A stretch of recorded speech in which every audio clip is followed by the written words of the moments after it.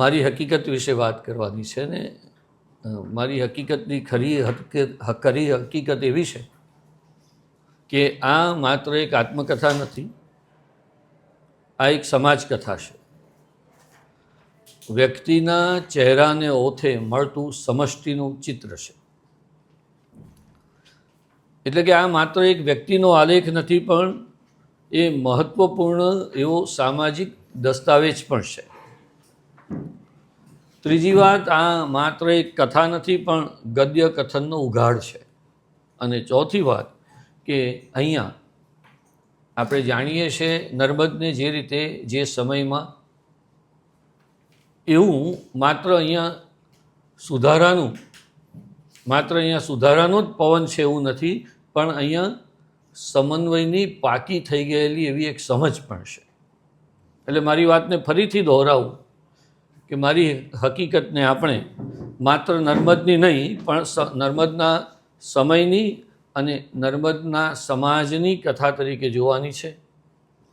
એના આત્મકથાના પ્રથમ પ્રયોગ ઉપરાંત ગુજરાતી સાહિત્યના ગદ્યની શરૂ થયેલી પ્રયોગશાળા એ રીતે પણ આપણે એને જોવાની છે. એમાં આપણે એક સુધારકના સેનાનીને જ માત્ર નહીં પણ સમન્વયના સમજદાર ચિંતક તરીકે પણ નર્મદને આપણે જોવાનો છે. અને એને એક વ્યક્તિના એટલે કે મારી હકીકતને એક વ્યક્તિના રૈખિક આલેખ તરીકે નહીં પણ એ સમયના મહત્ત્વના ત્રિપરિમાણીય દસ્તાવેજ તરીકે પણ આપણે એને જોવાની છે. તો આવા ચારેક બિંદુએથી આપણે જો જોઈએ તો જ નર્મદનું સાચું આત્મવૃત્તાંત આપણે પામી શકીએ. આપણે બહુ જાણીતી વાત છે, નર્મદને આપણે જે રીતે ઓળખીએ છીએ, સુધારાનો સેનાનીને, સુધારાનો કડખેદ, અર્વાચીનોમાં આદ્ય ને યુગ પ્રવર્તક ને યુગાવતાર ને જોસ્સો ને દાંડીઓ ને નિર્ભીક ને સત્યાન્વેષી ને એમ કેટલી રીતે આપણે એને નવાજ્યો છે. પણ આ સૌમાં જે સૌથી અગત્યની વાત છે અને તે મારી હકીકતમાંથી જ ઊભી થતી વાત છે કે આ જે આપણે કહીએ છીએ એ તો બધી એની એક સરેરાશી ઓળખાણ છે. એમ નહીં કહું કે ઉભડક છે કે એકાંગી છે, પણ એ સરેરાશી તો છે જ.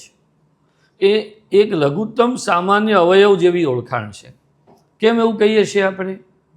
દાખલા તરીકે આપણે એમ કહીએ કે સત્યાન્વેષી આત્મકથાની વાત આવે તો એમાં તો શિરમોર ગાંધીજી પણ છે.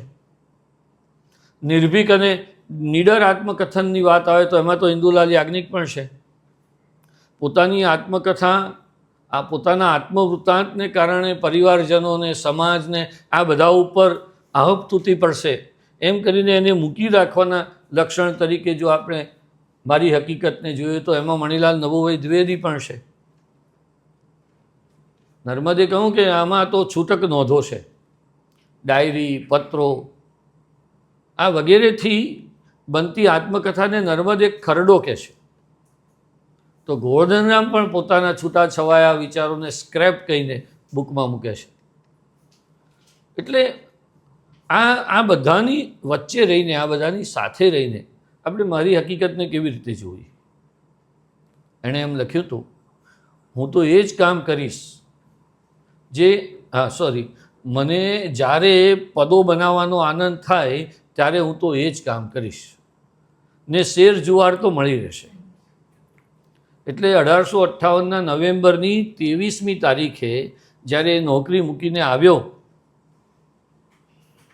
અને એની એ જે ટેક છે, તો એવી ટેક તો ગોવર્ધનરામે પણ 21મા વર્ષે, 40મા વર્ષે નિવૃત્ત થઈશ એમ લઈ લીધી હતી. એવી ટેક તો આગળ પ્રેમાનંદને પણ આપણે યાદ કરી શકીએ એવી ટેક માટે. તો એટલે નર્મદને આપણે માત્ર એક સુધારક અથવા સેનાની અથવા વિચારક તરીકે જોઈએ એટલું પૂરતું નથી. એનો ઇન ટોટાલિટીમાં, ઇન ચોટો નર્મદ શું છે એમ જો આપણે સમજવું હોય તો એના આચાર અને એના વ્યવહારની ઉપર ઉઠીને એના આંતરજગત અને એના બાહ્ય જગત વચ્ચેના જે સંઘર્ષો હતા એ સંઘર્ષોને આપણે સમજવા પડશે અને એના જીવનમાં જે કંઈ ઘટનાઓ ઘટી, જે કંઈ વ્યક્તિઓ આવ્યા, જેની સાથે એને ખાટા મીઠા સંબંધો થયા, અને એ બધું જાણવાનો કોઈ એક મહત્ત્વનો દસ્તાવેજ હોય તો તેનું આત્મવૃત્તાંત છે. અને આપણે એમ કહીએ કે એ આપણો પહેલો આત્મકથાકાર છે, તો આપણે એ નથી ભૂલવાનું કે આપણો પહેલો અર્વાચીન કવિ પણ છે, અર્વાચીન ગદ્યકાર પણ છે, એ આપણો નિબંધકાર પણ છે, કોષકાર પણ છે પહેલો, એ વ્યાકરણવિદ પણ છે, ઇતિહાસવિદ પણ છે, ધર્મચિંતક છે, પહેલો એવો સાહિત્યિક પત્રકાર પણ છે. એણે મહાકાવ્યનો પણ પહેલો પ્રયોગ આપણી જોડે કર્યો છે. તો કેટલા નવા પ્રસ્થાનો એણે આપણને આપ્યા છે. અને એટલે જ કનૈયાલાલ મુનશીનો નર્મદ માટેના કેટલા બધા ઉદ્ગારો આપણી જોડે, તો 2 પુસ્તક થાય એટલા બધા ઉદ્ગારો નર્મદ માટેના આપણી જોડે છે. પણ મને જે સૌથી વધારે ગમે છે એમાંના 2, એક મુનશીએ એને કહ્યું કે નવ્ય યુગની નવ્ય નાંદીનો એ છડી પોકારનારો છે. એટલે 2 વાત મુનશીએ અહીંયા મૂકી, નવા યુગની વાત પણ મૂકી અને નાંદી પણ નવ્ય કહી. નવા યુગમાં નાંદી પણ નવી હોય એ નર્મદ છે. એટલે નર્મદને, નર્મદના સમયને, એના સમાજને, એટલે કે એ નવતાને, એ સુધારાના પવનને, એ સુધારાના પવનમાં પાછલે ગાળે આવેલા પલટાને સમજવા આપણે નર્મદના આત્મવૃત્તાંત પાસે જવું પડશે.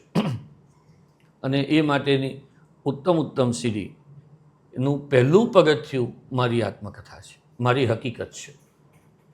અને એ મારી હકીકતની બારીમાંથી આપણને સુધારાનું અને સુધારા પછીના શાંત જળનું એક નવું આકાશ પ્રાપ્ત થાય છે. મારી દૃષ્ટિએ આવું થવાનું એકમાત્ર કારણ જો આપણે કોઈ કહીએ તો તે નર્મદની પોતાના સમય સાથેની અદ્ભુત એવી તદ્રુપતા હતી, એકરૂપતા હતી. એટલે કે સામાજિક વલણો માટે નર્મદનું જે ઇન્વોલ્વમેન્ટ હતું એવું કદાચ ભાગ્યે જ આપણને બીજે ક્યાંક જડે. એના સમય વિશેની જે સંવેદનશીલતા, જે સેન્સિટિવિટી, એટલી બધી તીવ્ર કક્ષાએ એણે દાખવી હતી. અને એ તીવ્રતાને આપણે જોસ્સા તરીકે કવિતાના ફોર્સ સિવાયના બાકીના ઇતર ભાગમાં આપણે એને જોસ્સા તરીકે ઓળખી શકીએ. મને લાગે છે કે ગાંધીજીને બાદ કરીએ તો ભાગ્યે જ કોઈ આવો લેખક કે વિચારક આપણને મળે કે જેણે પોતાના જમાના સાથે આટલું બધું સન્નિકટ સાનિધ્ય રાખ્યું હોય. આ આખી વાતને હું એ રીતે ઘટાવીશ કે નર્મદના સાહિત્યમાં કે ખુદ આ મારી હકીકતમાં એ જમાનો, એનો જમાનો જેટલો વ્યાપેલો છે એનાથી વિશેષ નર્મદ પોતે એના જમાનામાં વ્યાપેલો છે. એની એટલી બધી અસર હતી એના જમાના ઉપર. અને એટલે જ મને નર્મદ માટેનું મુનશી પછીનું બીજું સારું વિશેષણ ગમે છે એના જીવન સાક્ષી, એના નજીકના તાજના જીવન સાક્ષી એવા રાજારામ રામશંકર શાસ્ત્રીએ નર્મદને સમયવીર કહ્યો છે. મને લાગે છે કે સમય મૂર્તિ કરતાં પણ સમયવીર એ નર્મદ માટેની સાચી ઓળખ છે. નર્મદ જે સેનાનો સેનાની હતો, એ સેનાનું નામ હતું સુધારો. અને એની સામે જે સેના હતી, જેની સામે એને લડવાનું હતું, એ સેનાનું નામ હતું કુધારો. તો આ સુધારા અને કુધારાની વચ્ચે ઊભેલો નર્મદ એ માત્ર સુધારક નથી, પણ એ એક સંવેદનશીલ અને જોસ્સાભર્યો ચળવળીઓ છે, ચળવળકાર છે. આપણામાંનો, આપણને લાગતો હોય, આપણો પોતાનો હોય, આપણી વાત રજૂ કરતો હોય એવો એ ચળવળીઓ છે. અને એટલે આજે 250 વર્ષ પછી પણ આપણે આવડા મોટા દિગ્ગજ સમાજ પુરુષ, આવડો મોટો દિગ્ગજ સાહિત્ય પુરુષ, આવડો મોટો સુધારક અગ્રણી, એને આપણે નર્મદ કહીને બોલાવીએ છીએ. અને એ આવો હતો ને તેવો હતો ને તેણે આમ કર્યું ને એણે તેમ લખ્યું ને આવું આપણે કહી શકીએ છીએ. આવું મને લાગે છે કે ગોવર્ધનરામ કે ઉમાશંકર કે મેઘાણી કે સુરેશ જોશી માટે આપણી જીભ આવી ઉપડી ન શકે.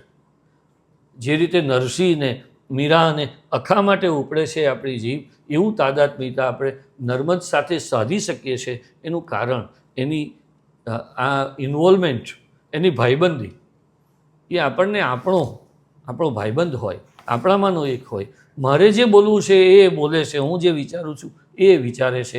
એવું સમાજના તળના માણસને પણ અને બુદ્ધિજીવીને પણ બંનેને એક સરખી રીતે સ્પર્શી શકે એવું એનું જીવન કાર્ય હતું. એટલે સમાજ સાથેની આટલી ઇન્ટિમસી, આટલી તાદાત્મ્યતા નર્મદને માટે પેલી સમયવીરવાળી જે ઓળખ છે એ મારી દૃષ્ટિએ સાચી ઠેરવે છે.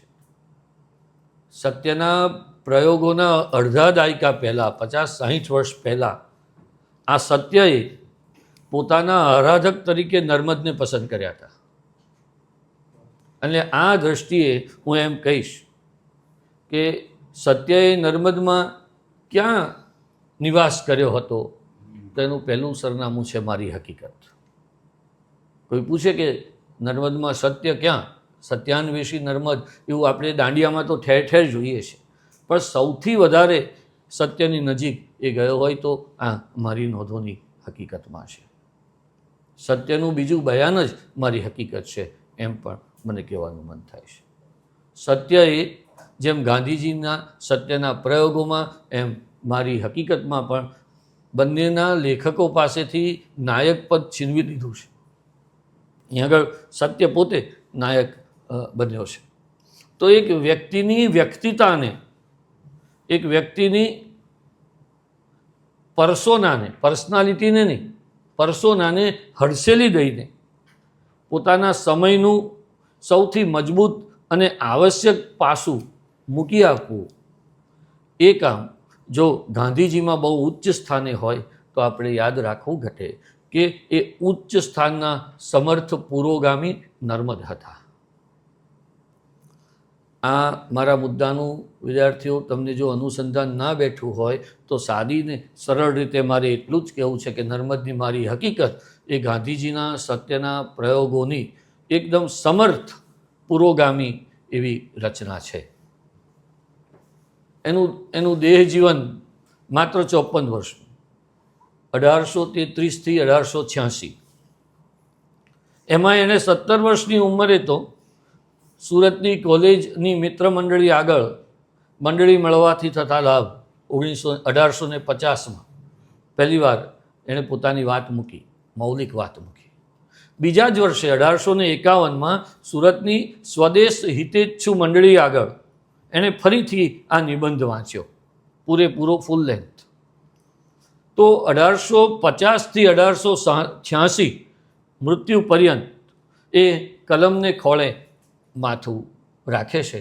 એટલે આપણે એમ કહીએ કે એનું દેહ જીવન જો 54 વર્ષનું તો એનું સાક્ષર જીવન 36 વર્ષનું. અને એ 36 વર્ષમાં પણ એણે જે નોકરી કરી એ તો 1851 થી 1858ના જ વર્ષો. 1858ની 23મી નવેમ્બરે તો એ ઘરે આવી ગયો, કલમ આગળ માથું મૂકીને જળજળિયા કરવા માંડ્યો. પિતાજીની અનિચ્છા અને નારાજગી વહોરી લઈને પણ શિક્ષક પદેથી એણે રાજીનામું મૂક્યું. એ વખતનું ટાંચણ એણે મારી હકીકતમાં આવું કર્યું છે કે મેં ઘેર આવી કલમના સામું જોઈ આંખમાં તેને જળજળિયા સાથે અરજ કરી કે હવે હું તારે ખોળે છું. કોઈ પણ રીતની પેદાશની ગોઠવણ ન કરેલી. તેથી મારા બાપ મનમાં તો બહુ દજાયા, પણ પછી મને એટલું કહ્યું કે ભાઈ ઉતાવળ કરવાની શું જરૂર હતી. મેં વિચાર કીધો કે કવિતા તરફ મારું મન છે, બીજા કોઈ ઉદ્યોગથી મારું મન માનતું નથી, માટે હરદાસનું કામ કરું કે જેથી પેટને પણ મળે ને મારો લખવા ભણવાનો ઉદ્યોગ પણ કાયમ રહે. ગુજરાતીમાં કથા કરનાર કોઈ હરદાસ છે નહીં ને મારી વાણી સારી છે, માટે સંસ્કૃત અભ્યાસ વધારી ગુજરાતીમાં આખ્યાનો બનાવી એ ઉદ્યોગમાં રહું.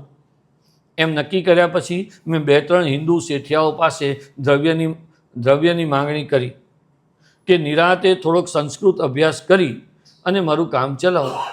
એમાં એક જણે મને 250 રૂપિયા અને બીજાએ 50 રૂપિયા આપ્યા ને એક જણે તો ઉલટી મારી મજાક કરી. જોઈએ તેટલી રકમ ન મળવાથી હું ઘણો નારાજ થયો, તો પણ મેં ધાર્યો ઉદ્યોગ પાર પાડવાનું નક્કી જ રાખ્યું. તો 36માંથી 28 વર્ષ તો એણે કોઈ પણ જાતનું અર્થોત્પાદન કર્યા વગર કલમને ખોળે માથું મૂક્યું. મને એમ થાય દોસ્તો કે આ ગાંધી, ગોવર્ધન, નર્મદની એવી તે કેવી આંતરિક જરૂરિયાત હતી કે એણે પોતાનું બધું મૂકીને જે કંઈ નક્કી કર્યું છે એને વળગી રહેવાનો પ્રયત્ન કર્યો. ગાંધીએ તો પોતાના પુત્રોને, પોતાના પરિવારને કેટલો અન્યાય કર્યો, એની તો નાયક, ખલનાયક, પ્રતિનાયકવાળી બહુ વાતો ચાલે છે. ગોવર્ધન રામે પણ 40મા વર્ષે નિવૃત્ત થઈશ એમ નક્કી કર્યું હતું ને લલિતા પંચમીએ મુંબઈ છોડીને નડિયાદ આવ્યા ત્યારે 41મું વર્ષ બેસી ગયું હતું. એટલે લીલાવતી દીકરીએ કહ્યું કે ભાઈ શું આ 41મા વર્ષે કેમ આવ્યા નડિયાદ? બહુ મજા પડે છે મને. રામભાઈ એટલે રામપ્રસાદ બક્ષીએ સ્ક્રેપબુકનો ભાવાનું વાત કર્યો છે.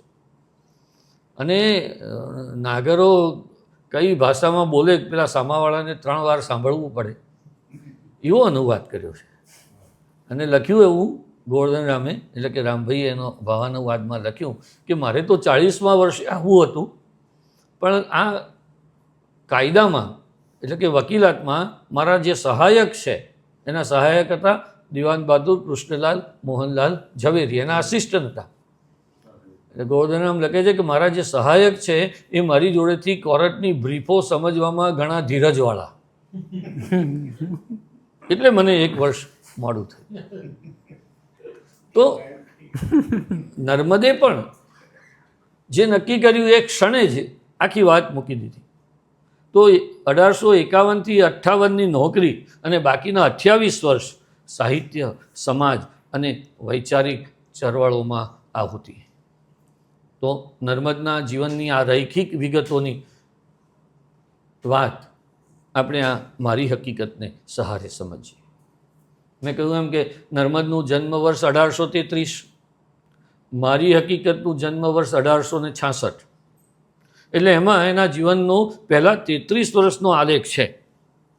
પણ પછી એટલે કે મારી હકીકત પછી એટલે કે 1866 પછી નર્મદ બીજા 20 વર્ષ જીવે છે, 1886માં જાય છે. તો વીતેલા કે આ બાકીના જે 20 વર્ષનો જે ચિતાર છે એ પણ આપણને નર્મદની એવી જ અન્ય એક ડાયરીની નોંધો, ટાંચણો, પત્રો, સંવાદો વગેરેના ઉત્તમ સંકલનથી ઈચ્છારામ સૂર્યરામ દેસાઈના પુત્ર સ્વર્ગસ્થ નટવરલાલ પાસેથી ઉત્તર નર્મદ ચરિત્ર એ નામે મળે છે. એ પણ નર્મદની આત્મકથા જ છે. એમાં નટવરલાલ પોતે ક્યાંય પ્રવેશ્યા નથી, સંપાદક પ્રવેશ્યા નથી સંપાદન સિવાય. એ પણ સીધો જેવો મારી હકીકતમાં નર્મદ છે એવો જ ઉત્તર નર્મદ ચરિત્રમાં નર્મદ છે. એટલે ઉત્તર નર્મદ ચરિત્રને આપણે મારી હકીકતનો બીજો ભાગ ગણવો રહ્યો.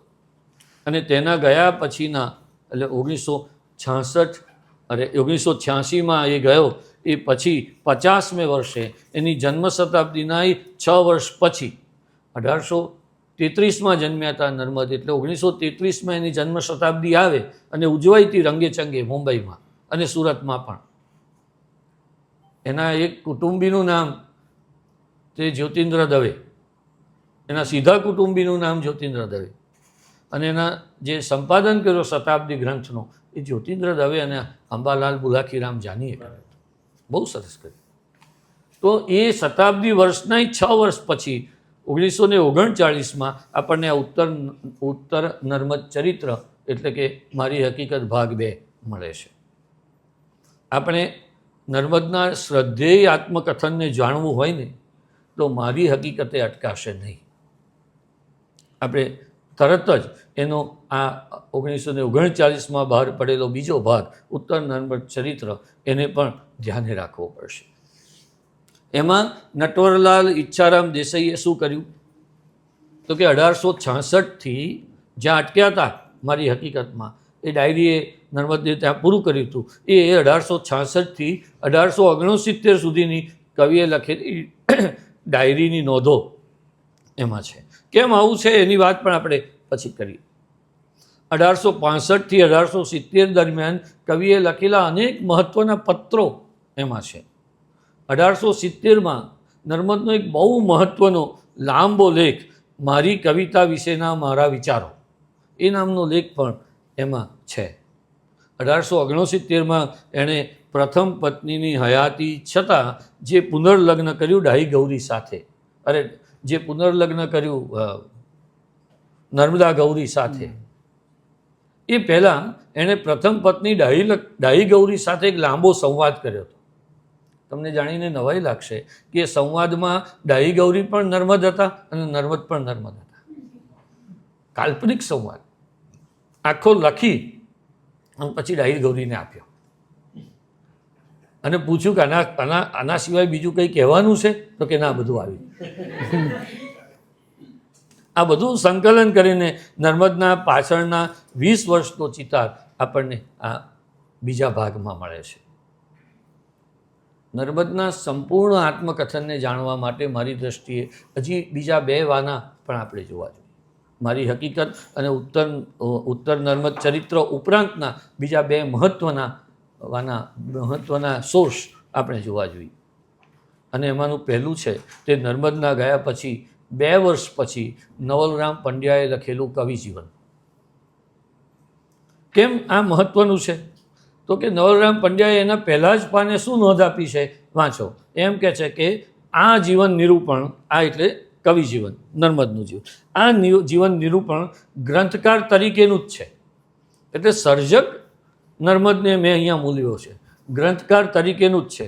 અને તે પણ સંક્ષેપમાં લખ્યું છે, કારણ કે લખાણમાં આપેલી હકીકતોનો લગભગ બધો આધાર, હવે જો નવલરામ વાંચો કે લખાણમાં આપેલી, કવિજીવનમાં આપેલી હકીકતોનો બધો આધાર કવિએ પોતે જ 1866માં મારી હકીકત એ નામે જે સ્વજીવન લખીને છપાવીને ખાનગીમાં મૂકી રાખ્યું હતું એની ઉપર રાખવામાં આવ્યો છે. એટલે નર્મદે પણ આ છપાઈને બધાને વહેંચ્યું નહોતું એવું નવલરામ કહે છે. અને નવલરામની આ વાત ખોટી છે એવું પાછળથી રમેશ મ શુક્લય કહે છે. એ આપણે આગળ જતાં જોઈએ. પણ કવિજીવનમાં અગેન પાછો નર્મદ જ આપણને વધારે મળે છે.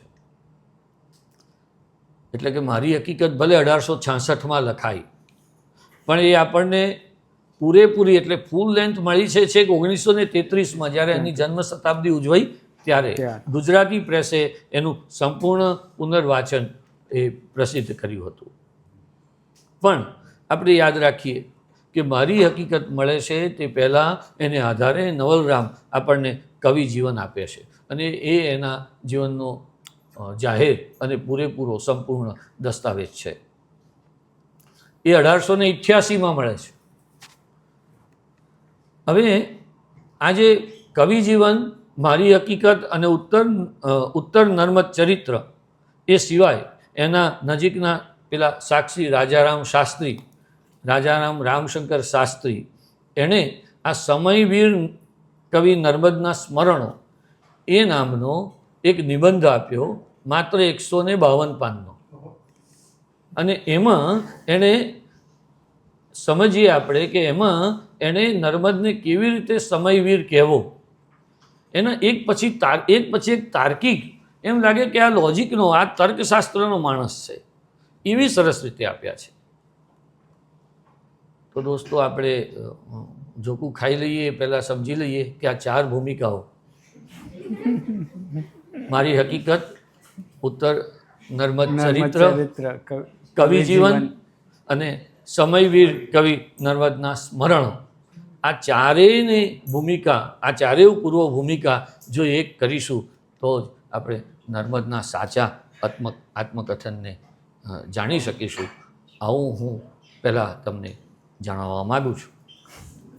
હવે તમારામાં હિંમત હોય તો મારી હકીકતની વાત કરીએ થોડી, તો એના વિશે વાત કરીએ. પણ એ શું ચીજ છે? 1866માં નર્મદે 3 મહત્ત્વના કામ કર્યા. સૌથી પહેલું કામ એણે પોતાના ઘરમાં સરસ્વતી મંદિરનું નિર્માણ કર્યું 66માં.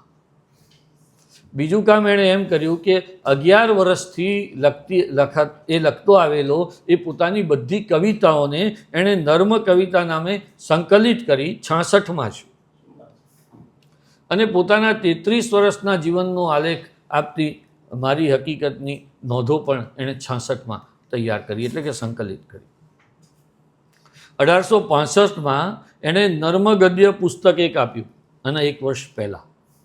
એટલે 66માં એણે પહેલાં તો ટાઇટલ આપ્યું સુરતની મુક્તેસર હકીકત, પણ પછી એને કહ્યું કે નર્મ ગદ્ય 2. 66માં, અને નર્મ ગદ્ય 2ના બીજા અંક તરીકે, બીજા ખંડ તરીકે, બીજા ભાગ તરીકે જે લખાણ મળ્યું એનું નામ મારી હકીકત. મારી હકીકત નામનું કોઈ જુદું પુસ્તક નથી. એ નર્મ ગદ્યનું બીજા ભાગનો બીજો ખંડ છે, બરાબર 77 પાના.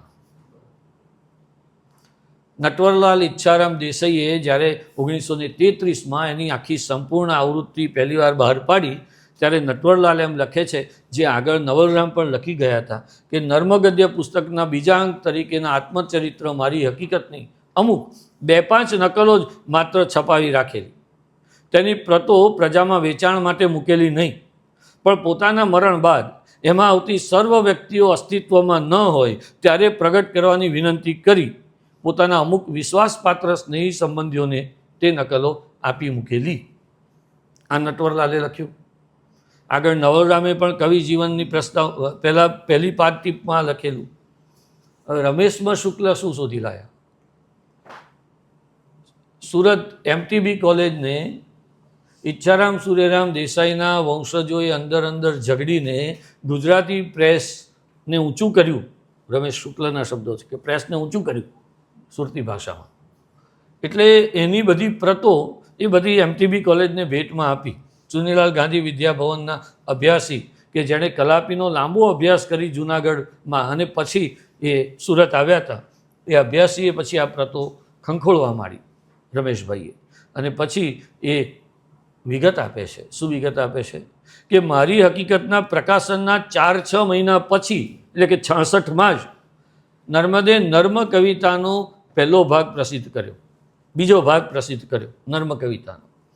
અને એ નર્મ કવિતાના બીજા ભાગના આરંભે એણે તે સમય સુધીમાં પોતાના કયા ગ્રંથની કેટલી આવૃત્તિઓ અને કેટલી પ્રતો થઈ એના આંકડા આપેલા. એમાં નર્મદે લખ્યું છે કે મારી હકીકતની 400 પ્રતો અપ્રાપ્ય છે. તો આ બે વિરોધાભાસ છે. અને અગત્યની વાત એ છે કે મારી હકીકતની પહેલી આવૃત્તિની એ નકલ હતી, અને એ નકલમાં નર્મદે સ્વ હસ્તાક્ષરે બહુ જ બધા સુધારા કરેલા. એટલે નર્મદના હાથની આવૃત્તિ હતી, અને એ અક્ષરો પણ નર્મદના છે એવું પણ એમણે સાયન્ટિફિક રીતે સિદ્ધ કરેલું. તો આ નર્મદનો પોતાના દસ્તાવેજ તરીકે જે પુસ્તક આપણને મળે છે એની પહેલી આવૃત્તિનું, એમાં આ નોંધ છે. મુનશીએ 1926માં ગુજરાત સામાયિકમાં એનું હપ્તાવાર પ્રકાશન શરૂ કરેલું, પણ નર્મદના બધા રાઇટ્સ તો પેલા ગુજરાતી પ્રેસ પાસે હતા. એટલે એણે મુનશી સામે ખટલો માર્યો. એટલે 3 હપ્તા પછી એ પ્રકાશન બંધ થયું. અને પછી ગુજરાતી સામાયિકમાં જ 1930 અને 31ના દિવાળી અંકોમાં આ 77 પાનાની નોંધો 2 કટકે પહેલીવાર છપાઈ. અને પછી એની શતાબ્દી આવી 1933માં, ત્યારે એની આખી વાંચના પહેલી વખત આપણને મળી. તો મારી હકીકતની આ જે મૂળ કૃતિ છે એ 2 કોલમના રોયલ સાઇઝના કુલ 73 પૃષ્ઠોમાં છપાઈ છે, રોયલ સાઇઝના. અને એનું મુદ્રણ એમના ખાસ મિત્ર નાનાભાઈ રુસ્તમજી રાણીના એના જે યુનિયન પ્રેસ હતું એમાં એ પહેલી વખત છપાઈ છે. નર્મદ આ મારી હકીકતનું પ્રયોજન લખે છે. હું કેમ લખું છું એ નોંધનું પહેલું જ જે ટાંચણ છે એ બહુ સરસ છે. નર્મદ કહે છે કે આ હકીકત લખું છું તે કોઈને માટે નહીં, પણ મારે જ માટે. મારે માટે પણ તે ઓળખાવાને નહીં. પછી કૌંસમાં લખે છે ઓળખાઈ તો ચૂક્યો છું. દ્રવ્ય પદવી મેળવવાને માટે નહીં, પણ ભૂતનું જોઈ ભવિષ્યમાં ઉત્તેજન મળ્યા કરીએ એ માટે. આજે આપણે આત્મકથાના લક્ષણો બાંધીએ ત્યારે આ બધા લક્ષણો લખીએ છીએ. એણે એ વખતે કહી દીધા હતા. આગળ જતાં એના આનુવંશિક બીજા 4 પ્રયોજનો નર્મદે બહુ લાંબી ભાષામાં લખ્યા છે. એની સાદી વાત આટલી છે કે આત્મકથા લેખનનો ચાલ ગુજરાતી સાહિત્યમાં નથી, તે ચાલુ કરો. કેમ લખવી મારી હકીકત? ગુજરાતી સાહિત્યમાં આ લેખનનો ચાલ નથી, તે ચાલુ કરવો. મિત્રોને તેના જીવન વિશે જિજ્ઞાસા દર્શાવવી છે. મિત્રોએ આપણા જીવન વિશે જિજ્ઞાસા દર્શાવવી છે, એ સંતોષવી. અને મારી હયાતીમાં મારા વિચારો કાર્યો વિશે ઉલટા સુલટી વાતો થાય છે. આપણે એકલા જ દુઃખી નથી. મારી હયાતીમાં મારા વિચારો કાર્ય વિશે ઉલટા સુલટી વાતો થાય છે, તેથી મૃત્યુ પછી એ વિશેની સાચી હકીકત ઉપલબ્ધ થઈ રહે તે માટે લખ્યું. નર્મદે 1854થી આ ટાંચણો લખવાનું શરૂ કરેલું, પોતાની અંગત નોંધો ચાલુ કરેલું, અને એ માટે લખે છે. પણ આ પ્રમાણે નોંધ શા માટે રાખવી, શું વિશેષ છે? એ રીતે કંઈ પ્રયોજન નથી. બીજી રીતે સંયુક્તિ છે કે સાર શિક્ષણીય થશે. જો આ લોક શિક્ષણનો માણસ, મેં કહ્યું ને આ સમાજનો આપણા માટે કામ કરતો માણસ, પોતાની નોંધો લોક શિક્ષણ તરીકે પણ કામ આવે, સાર શિક્ષણીય થશે એવા વિચાર સાથે, એટલી સભાનતા સાથે એ લખે છે. અમુક સંકલ્પને એ દ્રઢ કરશે અને ત્રીજી રીતે બીજા બધાને બોધ પણ આપશે. એટલે બહુ કેટલી ક્લેરિટી છે એને આ લખતી વખતે. અને પાછો આ પોતાની હકીકતને એ એક ખરડા તરીકે ઓળખાવે છે. આ તો એક ખરડો છે. આ હકીકત અધૂરી ને ખરડો છે એમ સમજવું. અધૂરી એટલા માટે, તો એટલું બધું ગમે છે ને મણીલાલ, અધૂરી એટલા માટે કે કેટલીક વાત મારા સંબંધમાં આવેલા એવા લોકોના મન દુખાવાને અને મારા કુટુંબીજનોને નુકસાન પહોંચાડવાને કારણે હું લખવી ઘટિત ધારતો નથી, માટે અધૂરી. પાછો કૌંસમાં લખે છે, મારે માટે તો હું આવી દરકાર રાખતો નથી, પણ બીજા માટે. પછી લખે છે, ખરડો એટલા માટે કે અજાણપણું અને ઉતાવળ. પછી કૌંસમાં લખે છે, ઉતાવળની વ્યાખ્યા આપે છે. અજાણપણું અને ઉતાવળ, કૌંસમાં તરત લખાય છે અને તરત છપાય છે એ. આજના કોલમવાળાઓને આટલું વાક્ય જો ખબર પડી જાય, તરત લખાય છે અને તરત છપાય છે એ બેને લીધે વેળાએ ગમે તે લખાય જે આગળ જતાં ખોટું ઠરે. માટે એ ખરડો, માટે એ કૃતિ નહીં. આપણે એ કૃતિને 250 વર્ષે પણ નવાજીએ છીએ. એ કેટલો સભાન હતો આ માટે. નર્મદે આમાં જે 10 ખંડ આપ્યા છે, 10 પ્રકરણ ચેપ્ટર આપ્યા છે, એને વિરામ નામ કહ્યું છે. હવે જો આત્મકથાને મારી હકીકત કહેવી, એના પ્રકરણોને વિરામ કહેવો, એ પોતે જ એની સર્જકતાનું દ્યોતક છે. એમાં પોતાના જન્મથી માંડીને કારકિર્દીની પસંદગી સુધીની વાતો છે. પહેલો વિરામ તો કે જન્મ, ગોત્ર અને જ્ઞાતિની વિગતો, એ પણ એટલી બધી રસપ્રદ છે. આગળ એનું એક ઉદાહરણ આપું. બીજો વિરામ વડીલો અને માતા પિતા વિશેનો પરિચય. ત્રીજો અને ચોથો વિરામ શૈશવ, શાળા, કોલેજ જીવનની વગેરેની માહિતી. પછી બધી એ કોલેજ જીવન પછીની 5મો, 6ઠ્ઠો, 7મો બધી તૂટક નોંધો. પણ 8મો વિરામ બહુ અગત્યનો, અને તે મહારાજ લાયબલ કેસ, જદુનાથ મહારાજ સાથેનો એનો સન્નિકટ સંબંધ અને એને કારણે પોતાના જીવનમાં આવેલો સંઘર્ષ. એ 8મો અને 9મો વિરામ એ રોકે છે. યાદ રહે કે આ ટાંચણો હોવાને કારણે એ કોઈ સળંગ પદ્ય, સળંગ ગદ્ય, સળંગ પ્રવાહિતા એમાં નથી. એ ટાંચણોનું સંકલન હોય એવું આપણને લાગે જ છે. આ નોંધોમાં એણે પિતાએ અને સગા સ્નેહીઓએ કહેલી વિગતો છે, ઘરમાંના નાના નાના કાગળો, ચબરખીઓ, ખર્ચની ચોપડીઓ, યાદદાસ્ત ઉપરથી એણે જે કંઈ લખ્યું હોય એ બધું ભેગું કરીને એણે આ ખરડો તૈયાર કર્યો છે. પણ જે કંઈ ઉપલબ્ધ સામગ્રી છે એને સમયાનુક્રમે ગોઠવીને વચ્ચે અનુસંધાનમૂલક વિગતો એણે જે આપી છે એ આ રચનાને ખરડામાંથી કૃતિ તરફ લઈ જાય છે. કારણ કે મેં વાંચતા એવું અનુભવ્યું, રાજેશ, કે મૂળ જે વિગતો છે ને એ તો સ્થૂળ છે, એ તો વસ્તુનિષ્ઠ છે, પણ એનું જોડાણ નર્મદે જે રીતે વિગતોને પોતાની દ્રષ્ટિથી જોડી છે એમાં સર્જક નર્મદ આપણને, એમાં ગદ્યકાર નર્મદ આપણને મળે છે. છેક 10મા વિરામ વખતે આ ટાંચણો પૂરા કરતી વખતે નર્મદ લખે છે, ઉપર પ્રમાણે 33 વર્ષની મારી હકીકત છે. પ્રીતિ મૈત્રી સંબંધી, દ્રવ્ય સંબંધી, ધર્મ સંબંધી, સુધારા સંબંધી, કરેલા વિચારો તથા કરેલા કૃત્યો સંબંધી અને મારા સ્વાભાવિક ગુણો વિશે મારા જ કરેલા વિવેચન સંબંધી હાલ લખવાથી મને થોડું પણ મારા સંબંધીઓને ઘણું નુકસાન થાય એમ છે. અને સાધારણ બુદ્ધિના બીજા લોકમાં પણ વેળાએ નઠારું પરિણામ આપે તેવી હો હા થઈ શકે તેમ છે. જો આ ગદ્ય ઊભું થતું ગદ્ય આપણું તેવી હોહા થઈ શકે તેમ છે. તે વાતો ઘટતે પ્રસંગે ઘટતી રીતે લખાય તેમ લખવાને હવે પછીની વાત હું મુલતવી રાખું છું. 1833થી 1866 સુધીના 33 વર્ષની હકીકતોને વર્ષ, માસ અને તારીખ સાથે ચોકસાઈથી લખવા માટે એણે વીતેલા 33 વર્ષના પંચાંગો 1.5 વર્ષ સુધી ભેગા કર્યા હતા. એની જ નોંધ છે કે મને 18 મહિના થયા, પણ 18 મહિનામાં મેં 33 વર્ષના પંચાંગો ભેગા કર્યા. કેમ? તો કે સંવત અને વર્ષ, અને એની મજા જુઓ કે જ્યાં જ્યાં સંવત લખે ત્યાં પાછો વર્ષ લખે. બાકી અત્યારે આપણને તકલીફ પડે છે, એકલું સંવત કહે તો આપણે મનમાં ત્રિરાશિ માંડવી પડે છે કે આટલા બાદ કરો ને આટલા ઉમેરો એમ. આ મારી હકીકતને આપણે જો આપણી ભાષાની યાદ રહે કે જો પ્રથમ આત્મકથા ગણતા હોઈએ તો આવું આત્મકથનાત્મક નિવેદન અને વૃત્તાંત લખવાનું તો આપણે ત્યાં છે મધ્યકાળથી, અને એનો ઉભરક દાખલો તે નરસિંહ મીરા પણ ચાલ્યું આવ્યું છે. હિન્દીમાં પણ બનારસીદાસ જૈન એણે અર્ધકથાનક નામે 1641માં આવી પોતાની એક પદ્ય આત્મકથા આપેલી છે. આપણે ત્યાં બીજા સ્વરૂપોની જેમ આ આત્મકથા પણ પશ્ચિમથી પ્રવેશ્યું છે.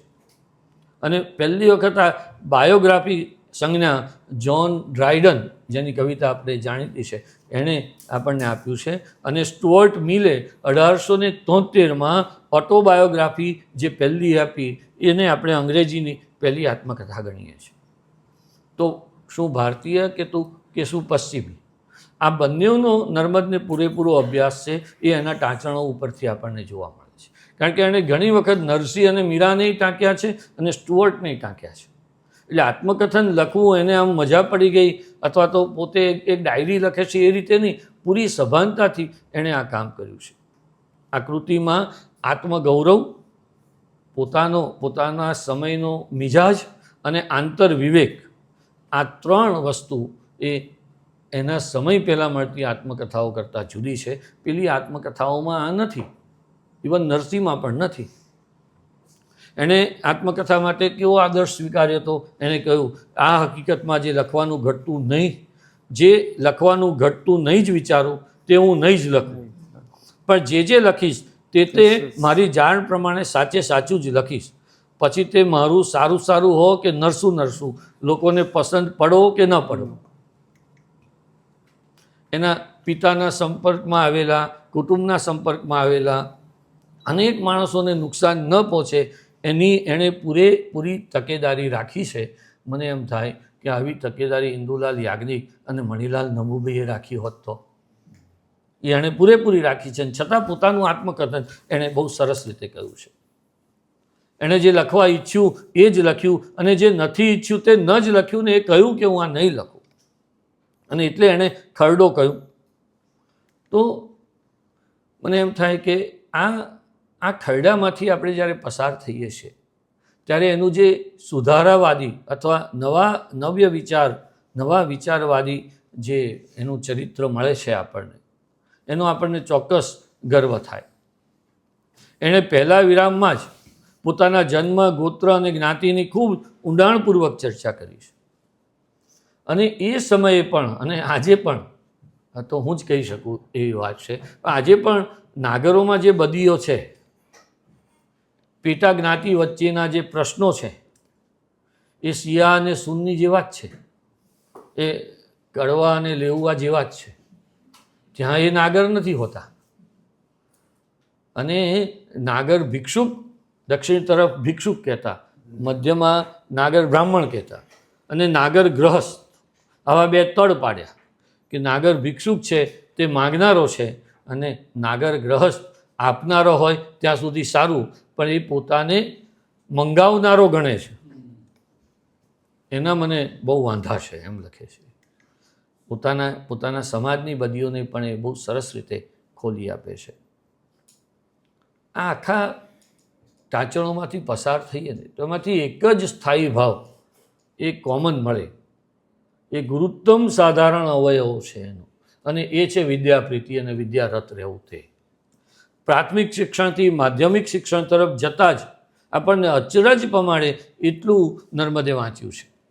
એના 2-4 ઉદાહરણ: બાળમિત્ર સામાયિક આવતું, નિત્યાનંદ પરમાનંદનું ભૂગોળ અને ખગોળ, ઈસપની નીતિ, દાદા દસલીની વાતો, પંચોપાખ્યાન, બોધવચન, લિપિધારા, મોટું વ્યાકરણ, આ તો કૌંસમાં લખે છે ગંગાધર શાસ્ત્રીવાળું, ગણિતની શિક્ષણ માળા, આ બધું તો એણે વાંચી કાઢ્યું હતું. એટલા સુધીમાં તો એણે અનેક શાળાઓ બદલી છે, અને દરેક બદલાતી શાળા વખતે જે મુસાફરી કરવી પડે એ મુસાફરી દરમિયાન એનો પ્રકૃતિ પ્રેમ એની કવિતામાં આવ્યો છે. એનું મૂળ આપણને આ ટાંચળોમાંથી મળે છે. એની સ્મૃતિ કેટલી સરસ છે. એણે એમ લખ્યું કે મારી માતા સાથે સુરત અને મુંબઈના પગપાળા સફરને હું જ્યારે વાગોળું છું ત્યારે મને યાદ આવે છે કે મુંબઈથી સુરત આવતા વલસાડની જે હવા બદલાતી એ મને હજુ બરાબર યાદ છે. તો વલસાડની હવા બદલાતી એ એનું સ્મરણ પણ અને એનું ગદ્ય પણ બંને નોંધનીય છે. તારુણ્યમાંથી યુવાનીમાં જતાં એના મનમાં જે આંદોલનો જાગ્યા એને એક જ વાક્યમાં લખે છે. કેવી રીતે લખે છે કે 1850માં મારા જુવાનીના જોસ્સાએ બહાર આવવા માંડ્યું અને મને બૈરાની ગંધ આવવા માંડી. પારદર્શિતાનો આવો બેનમૂન ઉદાહરણ આપણને બહુ ઓછું મળશે. દલપતરામ, કરશનદાસ, બીજા એક કરશનદાસ, એવા કેટલા બધાના વ્યક્તિચિત્રો પણ અહીંયા આપણને મળે છે. મારી હકીકતમાંથી એક વાત મને એવી લાગે છે કે પરસ્પર વિરોધી લાગે એવા બહુ મતો નર્મદના આપણને મળે. આપણને એમ થાય કે હમણાં તે આમ કહેતો હતો, હવે તે આમ કહે છે.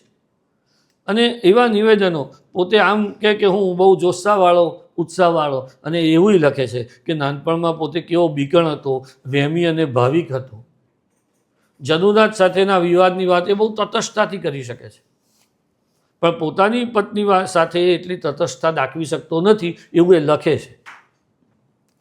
ડાહી ગૌરી સાથેના સંવાદમાં મારા જો હુકમી દાખવતા પતિપણાની સામે એના સમર્પણશીલ અને સહનમૂર્તિ ડાહી ગૌરીનો ચહેરો મને હંમેશા યાદ રહે છે. એટલે એને સહનમૂર્તિને સૌજન્ય મૂર્તિ કહીને માત્ર મસ્કા મારનારો અથવા તો ગુણાનુરાગી નથી, એ પોતાનો દોષ પણ એટલી સ્પષ્ટતાથી બતાવે છે. પૈસાની તંગી અને કરજના દુઃખની સાથે ઉડાવ ખર્ચની વિગતો એ આપે છે. ધર્મ ધ્યાનના વિષયમાં મૂર્તિ પૂજાના ત્યાગ પછી એ જ મૂર્તિ પૂજાનો એણે સ્વીકાર કર્યો છે એવી નોંધો પણ છે. તો આવા પરસ્પર વિસંગત લાગે એવા અભિપ્રાયો કે વિચારો આપણને આમ અપ્રતીતિકર લાગે, પણ અપ્રતીતિકર લાગતા નથી. એનું એકમાત્ર કારણ કે આ અને તે બંને વિચાર પાછળના જે પૂર્વાપર સંદર્ભો છે એ બરાબર આપે છે, એટલે જસ્ટિફિકેશન બરાબર આપે છે. અને એટલે આપણને એમ થાય કે નર્મદ કેટલો વિકાસશીલ છે. આત્મકથા પોતાના સમયનો દસ્તાવેજ બનવાની ક્ષમતા ધરાવતું સ્વરૂપ છે, અને એ વાતની પ્રતીતિ આપણને આમાં થાય છે. કારણ કે અહીંયા તત્કાલીન ધાર્મિક, સાંસ્કૃતિક, રાજકીય, સામાજિક એવા દરેક મુદ્દાની પર્યેષણા આપણને મળે છે.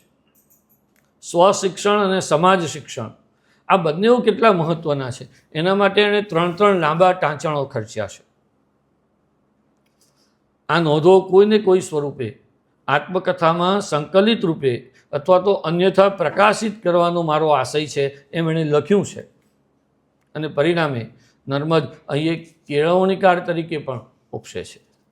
વિદ્યા પ્રત્યેની પ્રીતિ, કામ કરવાની રીતિ, સ્ત્રી પુરુષ સંબંધના એના ખ્યાલો, ગહન સંશોધન વૃત્તિ, આધુનિક વિચારસરણી અને જીવન પ્રત્યેનો નવો આગવો અભિગમ એ નર્મદને એક સાચો સમય પુરુષ, સમયવીર કે સમાજ પુરુષ ઠેરવે છે.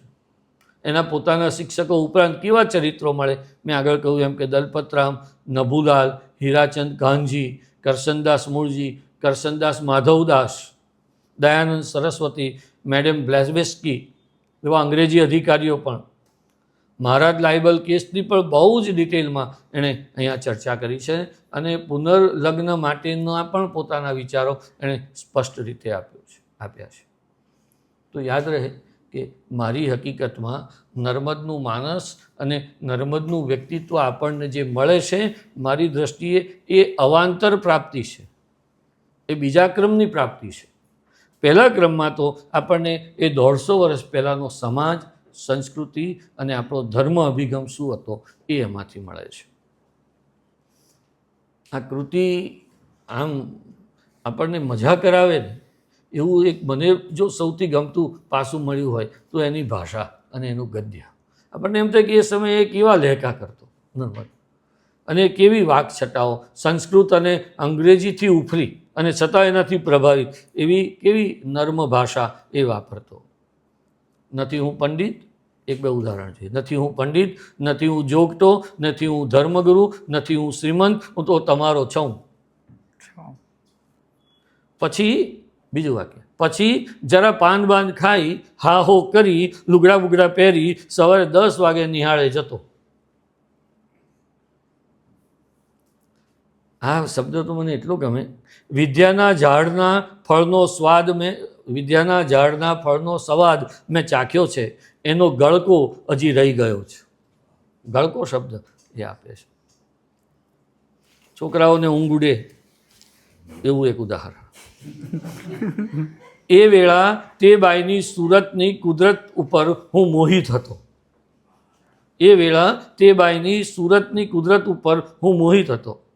પાસે મૂકેલા 2 દીવાની ઝાંખ જોત, પેલીનો ગોરો ચહેરો, છૂટા બાલ, સતાર ઉપર રમતી આંગળી, ડાબા પગનો તાલનો ઠેકો, મસ્તીથી કમર ઉપરના આખા શરીરના ભાગનું ઝૂકવું ને પાછું ટટ્ટાર થવું, ગોરા કપાળ ઉપર પરસેવાના ઝીણા બુંદો અને આંખ ઉપર મસ્તીથી થતી લહેજતનો ભાર, એ સઘળાનું ચિત્ર હજી મારી આંખ સામે રમી રહ્યું છે. મને થયા એની આંખ સામે આ આખી આત્મકથા નર્મદની ભાષા આપણને ઘણી જગ્યાએ તોછડી લાગે, પણ તોછડી ભાષા એ આત્મકથાનો શણગાર છે. કારણ કે એ તોછડાઈમાં એની સત્યતા આપણને દેખાય છે. મોટો પ્રશ્ન જોડણીનો છે. જો અત્યારે એ વખતે જો વિદ્યાપીઠવાળા અને વિદ્યાપીઠ સામેના હોત તો અને તો નપાસ કરત. બહુ જગ્યાએ તે હસવાર અડધો ન હોવો, જે પંડિત યુગે પકડી રાખ્યા હતા એ બધા ઉચ્ચારો આમાં છે પણ ખરા અને નથી પણ ખરા. સુરતી બોલી પણ છે અને એકદમ શિષ્ટ ભાષાનો પ્રયોગ પણ છે. એટલે એ તાનમાં આવતો હશે એ રીતે એનો ફોર્સ આમાં એનો મને એક ધારો અંદરથી નીકળતો ફોર્સ અનુભવાય છે કે ત્યારે એ કશી કાળજી નથી રાખતો એમ.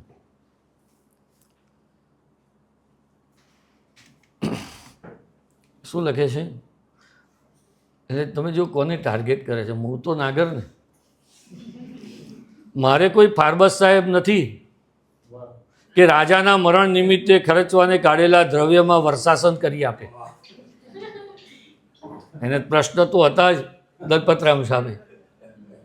એટલે આમ કે મારે કોઈ ફાર્બસ સાહેબ નથી કે રાજાના મરણ નિમિત્તે ખર્ચવાને કાઢેલા દ્રવ્યમાં વર્ષાસન કરી આપે. ઘણેક પ્રસંગે આવું લખે છે, ઘણેક પ્રસંગે હું સુધારા સંબંધી ઘણો જ જોસ્સો બતાવી મારા બાપનું મન દુખવતો, પણ તે વેળા હું કહેતો કે ભાઈ હું તમને દગો નહીં દઉં, હમણાં તમારું મન દુખાવો તો દુખાવો, પણ હું તો એમ જ કરીશ. એટલે તમને છેતરીશ નહીં, એમ દગો નહીં દઉં. હું જુવાન છું, જોસ્સોવાળો છું, બોલવાની છટા છે, વિચાર તરત સૂઝે છે, નાગરી નાતમાં છું. હવે મારો ગરમ થયેલો વિચાર સહેલથી જોસ્સાવાળી ભાષામાં કેમ ન નીકળે? આમ વાત કરતો હોય ને જીવન, એવી એનો આખો લેખો છે.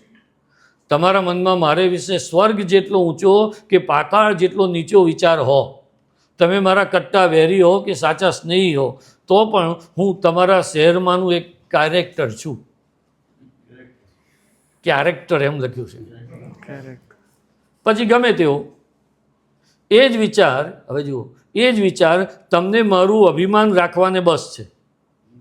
એમ હું અભિમાનથી કહું છું ને તમો એ અભિમાન ઉપર હસો જોઉં પાછું એમ હસો જોઉં. આ વાક્યો નર્મદ સિવાય બીજું કોણ બોલી શકે? આવી તળપતી, જુસ્સાદાર, અણઘણ અને બરછટ લાગતી ભાષા એ એની સચ્ચાઈનો સાચો નમૂનો છે. મિત્રો, આપણે જોઈ ગયા કે મેં આગળ કહ્યું એમ કે મારી હકીકત એ માત્ર વ્યક્તિ નર્મદની નહીં, નર્મદના સમયની અને સમાજની અને સંસ્કૃતિની કથા છે. આપણે એ પણ જોઈ ગયા કે આ આત્મકથા નવ્ય યુગની નાંદી છે. આપણે એ પણ સાંભળ્યું કે આ આત્મકથા એક બહુ મોટો સામાજિક દસ્તાવેજ છે અને આ આત્મકથામાં ગુજરાતી ગદ્યનો સર્જનાત્મક આવિષ્કાર પણ છે. હવે મારે આ આત્મવૃત્તાંત માટેનો છેલ્લો અને અગત્યનો અભિપ્રાય બાંધવાનો છે કે આ માત્ર સુધારા તરફીનો એક તરફીનો પવન નથી, પણ નર્મદના વિચારો, વ્યક્તિત્વ અને દીર્ઘ ચિંતનનો બહુ મોટો પલટો એના આ આત્મકથનના પાછલા ભાગમાં, જેમ તેના જીવનના પાછલા ભાગમાં મળે છે એમ અહીં પણ મળે છે. અને એટલે અહીં આપણને છેલ્લે જતાં સુધારાની અને સ્વસંસ્કૃતિ સંરક્ષણની જસ્ટાપોઝિશન એક સાથે પણ હોય એવો અનુભવ થાય છે.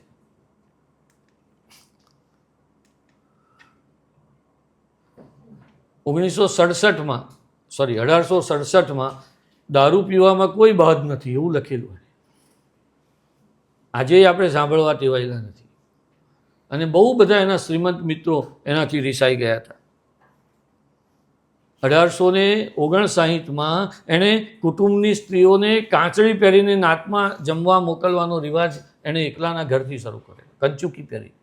ત્યાં સુધી સ્ત્રીઓ ઉપવસ્ત્ર પહેરી શકતી નહીં, ઓઢી શકતી છૂટું કપડું, પણ ઉપર બાંધેલું એટલે કે સીવેલું વસ્ત્ર પહેરીને જ મારા ઘરની સ્ત્રીઓ નાતમાં જશે એ એણે શરૂ કરેલું.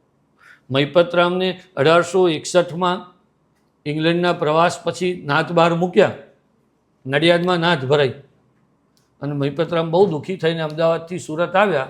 એટલે નર્મદે કહ્યું કે એ લોકોને જેને નાત બહાર મૂકવા એને મૂકે, આપણે આવો. ઓટલે બેસીને જાહેરમાં ભોજન કર્યું મહિપતરામ સાથે. આ નર્મદ. શ્રીમંતોની દાંડઈને ખુલ્લી પાડવા એણે દાંડીઓ કાઢ્યું. 1864માં પિતાનું જેવું મૃત્યુ થયું ને બીજા જ દિવસે ઘરની દેવપૂજા પડોશી બ્રાહ્મણને ત્યાં આપ્યા કે વાત તમે કરજો, મારા બાપા ગયા. તો આ પ્રકારનો એક એનો અભિગમ. અને પાછળથી જ્યારે એણે રાજ્યરંગ લખવાને માટે, રાજ્યરંગ એનું બહુ જાણીતું ઇતિહાસનું પુસ્તક, અને એ લખવા એણે રામાયણ, મહાભારત, ઇલિયડ અને દુનિયાની પ્રજાઓની ચડતી પડતીનો ઇતિહાસ વાંચ્યો, ત્યારે એ પોતાના મૂળિયા તરફ, સ્વસંસ્કાર તરફ પાછો વળ્યો. અને 1875માં એણે શિવ શક્તિ સ્વરૂપે પરમેશ્વરને પૂજવાના શરૂ કર્યા. 1877ની એપ્રિલની 16મીએ સુરતના ઘરમાં વેદના ગ્રંથોની સ્થાપના કરી આર્ય સમાજના ઉપક્રમે એણે ભાષણો કરવા માંડ્યા. 1880માં પોતાના પુત્ર જયશંકરને, બીજી પત્નીથી થયેલા પુત્ર જયશંકરને જનોઈ દીધી અને પોતે આસ્થાવાન છે, આજથી હું આસ્થાવાન છું એવી જાહેરાત કરી. 1882માં એણે શ્રીમદ ગીતાનું ભાષાંતર કર્યું અને 1885માં જ્યારે તંત્રીપદ આપવાનું હતું ત્યારે એણે કહ્યું કે આ નવા વિચારોમાં મારો ઉત્તરાધિકારી મને કોઈ લાગતો હોય તો તે માત્ર મણિલાલ નભુભાઈ જ છે. તો આવા પ્રકાંડ પંડિતને એ પોતાનો ઉત્તરાધિકારી માનવા પણ તૈયાર થઈ ગયા. તો આ નર્મદ પણ આપણને આમાંથી મળે છે. તો આપણે રખે ને કોઈ એક જ છાપ લઈને જઈએ, પણ નર્મદ કેટલો વિકાસશીલ હતો, એ પોતાના સમય સાથે કેટલો અનુસંધાન રાખતો હતો અને એના બધા તાર્કિક આધારો પણ એ આપતો જતો હતો. તો આ એક સર્વાંગી અભ્યાસ દ્વારા જ આપણે એ સમયને અને નર્મદને પામી શકીશું. તમે જે ઘણો પ્રયત્ન કર્યો મને સાંભળવાનો, એ માટે તમારા સૌનો ખૂબ આભાર, યુનિવર્સિટીનો આભાર, વિભાગનો આભાર. Thank you.